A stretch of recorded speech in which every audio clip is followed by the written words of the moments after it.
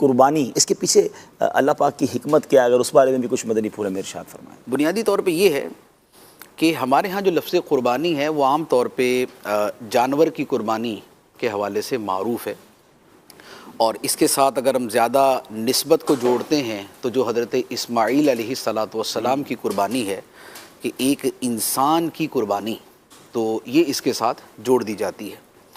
ورنہ اگر اس کو تھوڑا سا اس کو بیک گراؤنڈ کے اعتبار سے دیکھیں تو قربانی جو ہے وہ جیسے جانور کی ہے، اسی طرح انسان کی ہے اس کے اعتبار سے، اسی طرح مال کی ہے اس کے اعتبار سے، اسی طرح جذبات و خواہشات کی ہے اس کے اعتبار سے۔ واہ واہ واہ۔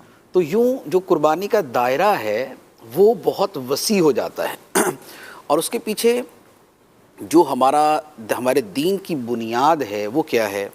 ایک تو معروف آیت مبارکہ ہے جو فرمایا قل ان صلاتی و نسکی و محیای و مماتی للہ رب العالمین، واہ واہ واہ، کہ اے حبیب تم فرما دو بے شک میری نماز اور میری قربانی اور میرا جینا اور میرا مرنا سب اللہ کے لیے ہے جو سارے جہانوں کا پالنے والا ہے۔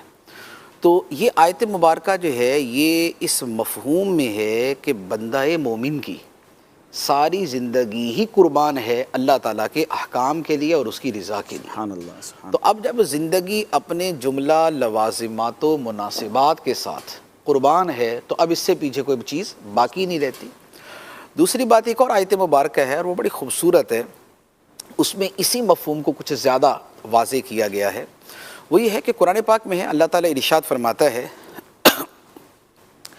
ان اللہ اشتری من المؤمنین انفسہم و اموالہم بان لہم الجنہ، واہ، بے شک اللہ نے مومنوں سے ان کی جانیں اور ان کے مال خرید لیے اس بدلے میں کہ ان کے لیے جنت ہے۔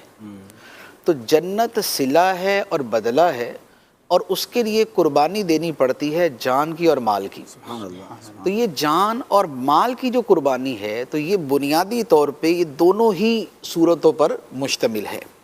اچھا، اسی طرح پھر ایک تیسری آیت مبارکہ ہے، اس میں بھی جو جان اللہ تعالیٰ کے لیے پیش کرنا ہے اس کے حوالے سے کلام ہے۔ فرمایا وَمِنَ النَّاسِ مَن يَشْرِي نَفْسَهُ ابْتِغَاءَ مَرْضَاتِ اللَّهِ، کہ لوگوں میں سے کوئی وہ ہے جو اللہ کی خوشنودی کی طلب میں، اللہ کی خوشنودی کی تلاش میں اپنی جان کو بیچ دیتا ہے۔ یہ ان صحابہ کرام کے بارے میں تھی کہ جنہوں نے اپنے مال، اپنی جانیں اللہ کے لیے قربان کی، واہ، اور یہ کیوں تھا؟ ابتغاء مرضات اللہ، اللہ کی خوشنودی کی تلاش کے لیے۔ تو سب سے بنیادی چیز ہے خدا کو راضی کرنا، ٹھیک ہے، جو اصل الاصول ہے، جو تمام عبادتوں کی بنیاد ہے، جو تمام ریاضتوں کی بنیاد ہے، جو تمام مجاہدوں کا مقصد ہے، جو تمام قربانیوں کی حکمت ہے، وہ اللہ تعالیٰ کی رضا ہے۔ سبحان اللہ۔ اب وہ رضا جان کی قربانی کی صورت میں ہو، وہ مال کی قربانی کی صورت میں ہو، یا وہ کسی اور عبادت کی صورت میں ہو۔